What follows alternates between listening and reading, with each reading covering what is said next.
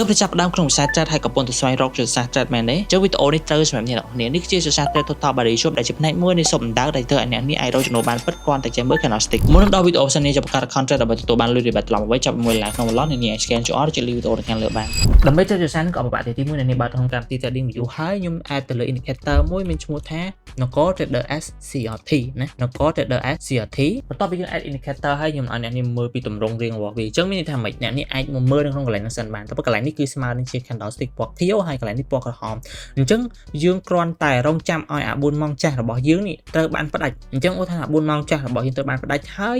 វាបិទទៅវិញជាលក្ខណៈបែបនេះមានន័យថាបិទទី1បិទខៀវណានេះមើលមករបស់ខ្ញុំបិទខៀវមកបិទពីក្រោមឡើងទៅលើមានន័យថាបិទអាធ្លាយកន្លែងខ្ពស់បំផុតរបស់វានេះបិទធ្វើម៉េចពីក្រោមឡើងទៅលើបិទធ្លាយបិទពោះផ្សារពេលវាបើកមកថានាទី15នាទីអញ្ចឹង15នាទីបើកមកបើកនៅក្រោមប្រកាសជាបិទនៅលើអញ្ចឹងមានន័យថាដោយសារតែ candlestick បើកក្រោមបិទលើប្រកាសជា candle ពណ៌ខៀវបន្តមកទៀតនៅពេលដែលបិទ15នាទីមកគ្រាប់ទៀតគឺត្រូវតែធ្វើម៉េចឲ្យ candle បន្តនេះជា candle ពណ៌ក្រហមបិទពីក្រោមឡើងវិញអញ្ចឹងបើវាបិទអត់បែកទេអត់កើតទេអញ្ចឹងខ្ញុំឧទាហរណ៍មួយឧទាហរណ៍ថាកន្លែងនេះគឺជាកន្លែងខ្ពស់បំផុតមួយចុះគឺជាកន្លែង CRT ចុះឧទាហរណ៍ថាឥឡូវយើងចាប់ថាកន្លែងនេះជា candle ចាស់4ម៉ោងរបស់វានេះត្រូវបានផ្ដាច់អូខេឃើញមានន័យថាកន្លែងនេះយើងដាក់ indicator ហ្នឹងដើម្បីយើងដឹងថាពី4ម៉ោងចាស់របស់វាត្រូវបានផ្ដាច់អញ្ចឹងបើសិនជាវាទៅផ្ដាច់ទៀតវាអាចទៅមិនតង់ទៀតអីចឹងទៅអញ្ចឹងយើងគ្រាន់តែរងចាំឲ្យវាទៅផ្ដាច់នៅកន្លែងខ្ពស់បំផុតចាស់របស់វាឧទាហរណ៍ដល់ឥឡូវវាផ្ដាច់បានមួយទៀតអូខេអញ្ចឹងយើងអាចចាប់ជា CRT មានន័យថា candle 4ម៉ោងនេះ CRT នៅកន្លែងនេះក៏បាននៅ candle 4ម៉ោងចាស់មានន័យថានៅពេលដែលវាទៅមុខមួយ candle ទៅមួយ candle យើងគ្រាន់តែចាប់ candle ចាស់ចុងក្រោយរបស់វានឹងទៅចាស់ចុងក្រោយវាព្រោះឥឡូវវាកំពុងតែដើរគឺប្រកាសជានៅកន្លែងហ្នឹងអញ្ចឹងនៅពេលដែលវាទៅផ្ដាច់អា4ម៉ោងចាស់ឬក៏ស្មើនឹងជា CRT ណាយើងដាក់វាមកដាក់ CRT high អញ្ចឹងទៅហើយនៅខាងក្រោមរបស់វាអីគេគឺជា CRT low ឬក៏ candle 4ម៉ោងចាស់ទាបបំផុតធម្មតាដំបូងគឺយើងចាប់អានេះមកនេះអាកតុយក្រោយនេះប៉ុន្តែដោយសារតែនៅពេលដែលមាន candle មួយទៀតត្រូវបានផ្ដាច់ហើយជាទម្រង់ខៀវចឹងយើងអាចចាប់ candle នៅខាងមុខមួយបានបន្ទាប់មកទៀតយើងឃើញទេវាបានទៅផ្ដាច់ហើយសួរថាតើដើម្បីឲ្យចូលទម្រង់ total body shape ទៅតែបែបម៉េចយើងឃើញទីរបស់វាមានន័យទី1 candle ខៀវនេះធ្លាយមានន័យថាទី1វាបើកនៅពីក្រោមហើយបើកធ្លាយមកបន្ទាប់មកទៀតគឺ candle ពណ៌ក្រហមត្រូវតែបិទនៅពីក្រោមវិញបិទរបៀបម៉េចឧទាហរណ៍ឥឡូវខៀវវាបានចេញរូបរាងដូចទម្រង់ដែលយើងចង់បាននេះពេលវាដើរមកវិញប្រកាសជាវានឹងដើរពីតំបន់នេះទៅអញ្ចឹងឧទាហរណ៍ថាបើសិនជាវាបិទអញ្ចេះអានឹងសួរថាតើវាចេញរាងជា total body shape អត់គឺត្រឹមទៅប៉ុន្តែបើសិនជាវាបិទក្រហមដូចគ្នាតែវាបិទនៅពីលើអាកន្លែងនេះវិញបិទនៅពីលើនេះអាកន្លែង CRT នេះបិទនៅពីលើ CRT អញ្ចឹងអាហ្នឹងយើងអត់ហៅវាថា total body shape ទេបិទអញ្ចេះក៏យើងអត់ហៅដែរប៉ុន្តែករណីវាបិទចូលទៅក្នុងវិញឲ្យតែវាបិទចូលក្នុងវិញជា candle ពណ៌ក្រហមបែបនេះយើងអាចហៅវាថា total body shape បានប៉ុន្តែបើសិនជាដូចខ្ញុំនិយាយតាចូលបិទអញ្ចេះវិញតែអាចបិទអញ្ចឹងបានដោយសារពេលបើនៅលើចេះពីច្រើនមានតែបិទអញ្ចេះមកក្រោមចេះឬក៏បិទទៅលើបើបិទទៅលើវាមានពីរករណីបិទទៅលើយកហ្មងជាលក្ខណៈខៀវអញ្ចេះឧទាហរណ៍ឥឡូវបើវាបើកនៅក្រោមបិទនៅពីលើចេះអាហ្នឹងវាចូលលក្ខណៈ candle ខៀវអញ្ចេះឧទាហរណ៍បើចេញខៀវអញ្ចេះអាហ្នឹងយើងអត់ហៅទេវាជាលក្ខណៈ break of structure ហើយប៉ុន្តែបើសិនជាវាបិទពណ៌ក្រហមវិញបិទពណ៌ក្រហមបិទអញ្ចេះវិញសួរថាតើយើងហៅវា total body shape ទេមើលម្ដងទៀតនេះបើយើងវាស់ពីកន្លែង CRT ហើយឬក៏កន្លែងខ្ពស់បំផុតរបស់វាបិទប៉ុណ្ណឹងគឺយើងអត់រាប់ទេដោយសារតែវាអត់អាន break ចូលក្នុងវិញណាអញ្ចឹងកន្លែងដែលសំខាន់គឺកន្លែងហ្នឹងហើយនឹងកន្លែងទី1ដំបូងអញ្ចឹងកន្លែងទី1ដំបូងគឺត្រូវតែខៀវនេះដូចគ្នាខៀវនេះត្រូវតែបិទបើកមានន័យថាបើកពីក្រោមហើយទៅបិទទៅពីលើចេះណាបើកអាពណ៌ខៀវនេះណាត្រូវតែបើកពីក្រោមបិទនៅពីលើដូចតែរៀងបាត់មានន័យថាត្រូវបើកពីក្រោមហើយបិទនៅពីលើ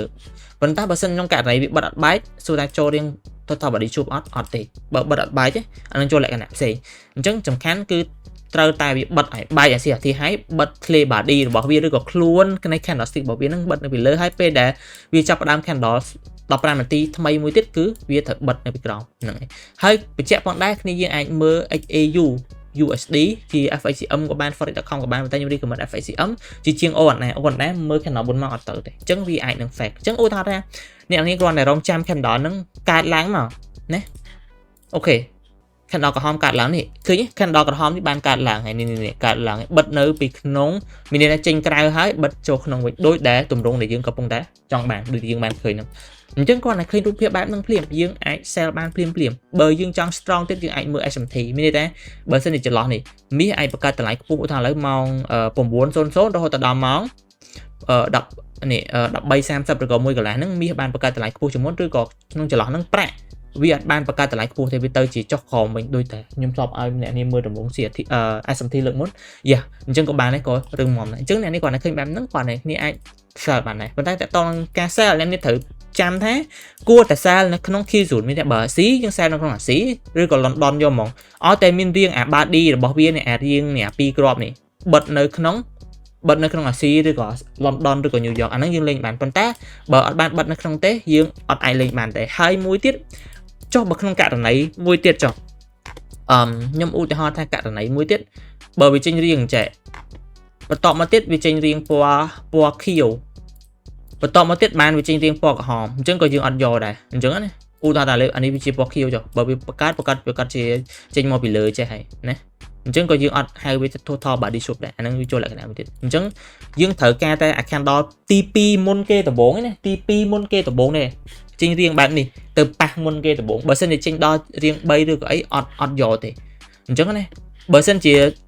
អានេះ candle Q1 candle 2មានន័យថា candle ពេលដែលទៅប៉ះកន្លែងនេះគឺ candle ក្រហមហ្នឹងទៅជា candle ទី3បាត់ហើយអញ្ចឹងយើងអត់យកទេនៅក្នុង time frame 15នាទីអញ្ចឹងគឺយើងត្រូវធ្វើម៉េចអាប៉ះទី1ហើយប៉ះទី2គឺក្រហមយកហ្មងបើអត់ក្រហមទេយើងអត់អាច sell តម្លាក់បានអញ្ចឹងបើឃើញបែបហ្នឹងបិទ candle ព្រាមគឺយើងចូលបានព្រាមព្រោះយើងដឹងស្រាប់ឯថា candle 15នាទីគឺ15នាទីបិទម្ដងនាទី00នាទីមាននាទីម៉ោងថ្មីវានាទី00នាទី15នាទី30នាទី45ហើយនាទី00ម៉ោងថ្មីអញ្ចឹងទៅអញ្ចឹងគាត់តែឃើញប៉ុណ្្នឹងព្រាមយើងដាក់ SL នៅកន្លែងលើនេះទៅបើមាន SMT ហើយកាន់តែរឹងមាំក្នុងករណីយើងមាន SMT ហើយយើងអាចយកត្រឹម1 2យ៉ា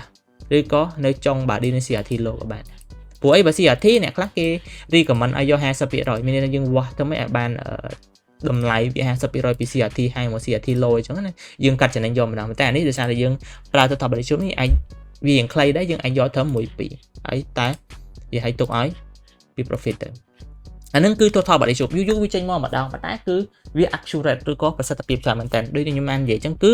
ត្រូវតែចូលផ្សាយនៅក្នុងម៉ោងនេះម៉ោង Q0 មែនទេបើ C គឺចូលក្នុងអាស៊ី London គឺ London មានអត់អាចចូលពីនឹងបែបប៉ុន្តែពេលការចាប់បាតនេះយើងអាចចាប់នៅក្រៅនេះបានប៉ុន្តែម៉ោងចូលផ្សាយឬក៏ម៉ោងដែលចេញ body shape នៃអា2គ្រាប់នេះគឺត្រូវតែចេញនៅក្នុង Q0 មានទេចេញនៅក្នុងចន្លោះម៉ោងអាស៊ីនេះឬក៏ London នេះឬក៏ New York អីចឹងទៅបាទឬក៏ចេញនៅក្នុង New York ដូចអានេះដូចគ្នានេះវាចូលលក្ខណៈខ្ពស់ដែរនេះវាបើកនៅក្រៅអានេះដូចគ្នាគេនេះធ្លាយមានន័យថានេះកន្លែងនេះជាកន្លែងខ្ពស់បំផុតចាស់របស់វាធ្លាយហើយវាបិទចូលក្នុងវិញអញ្ចឹងគាត់អ្នកបិទចូលក្នុងវិញភ្លាមបិទ candle មកនេះឃើញគេនឹង short ពេលដែលបិទ15នាទីហើយឃើញដូចគ្នាអញ្ចឹងគឺនៅក្នុងម៉ោងរបស់វានឹងបានតែនេះសូថាបាយបានអត់បានដូចគ្នាតម្រងបើបាយនៅពីក្រោមយ៉ាវាស្តៀងតម្រងជាតិដូចគ្នានេះបើគេបាយតម្រងស្តៀងចេះណាប៉ុន្តែត្រូវមើល CRT ចេះរបៀបថាហេតុអីបានកន្លែងនេះវាឡើងទៅវិញខ្លះនេះកន្លែងនេះយើងឃើញនេះកន្លែងនេះដោយសារតែ candle ទី1បិទធ្លាយចេញក្រៅហើយទី2បិទចូលក្នុងវិញអញ្ចឹងបានបើគេយកទំនេះទៅ1 2គេអាចយកបានដូចនេះអញ្ចឹងគេអាចយកលក្ខណៈថាបច្ច្រាស់មកវិញបានគាត់ថាដូចខ្ញុំនិយាយហ្នឹងតើតែមាន CRT មានថា candle 4ម៉ោងដែរបានរឹងមាំហើយនឹងបូក SMT មានថាម៉េចមានវាទៅផ្ដាច់អា4ម៉ោងចាស់ហើយបានចេញរៀងtotal body shape ហ្នឹងអញ្ចឹងគាត់ឲ្យឃើញភ្លាមយើងអាចចូលនៅកន្លែងហ្នឹងភ្លាមយ៉ាដូចគ្នាផងដែរបើសិនជាចាប់បង្កើត account ចូលដើម្បីទទួលបានលុយ rebate ឡើងវិញចាប់ជាមួយដុល្លារនឹង1 lot ជាមួយនឹង spread 26អ្នកនេះអាច scan QR ចុច link វីដេអូខាងលើបានហើយកុំភ្លេច join channel Telegram របស់ខ្ញុំផងឬក៏ community ទៅគាត់ដើម្បីតាមដានយ៉ាឬក៏ជជែកគ្នាក្នុងច្រើនទៀតហើយអ្នកបើអត់ទាន់ like page ឬក៏ follow អីកុំភ្លេចជួយ like ជួយ follow ហើយនិង share វីដេអូផងព្រោះអ្នកនេះក៏ជាផ្នែកមួយនៃកម្លាំងចិត្តក្នុងការធ្វើវីដេអូបន្តទៀតផងដែរហើយជួបគ្នាវីដេអូក្រោយជំរាបលា Bye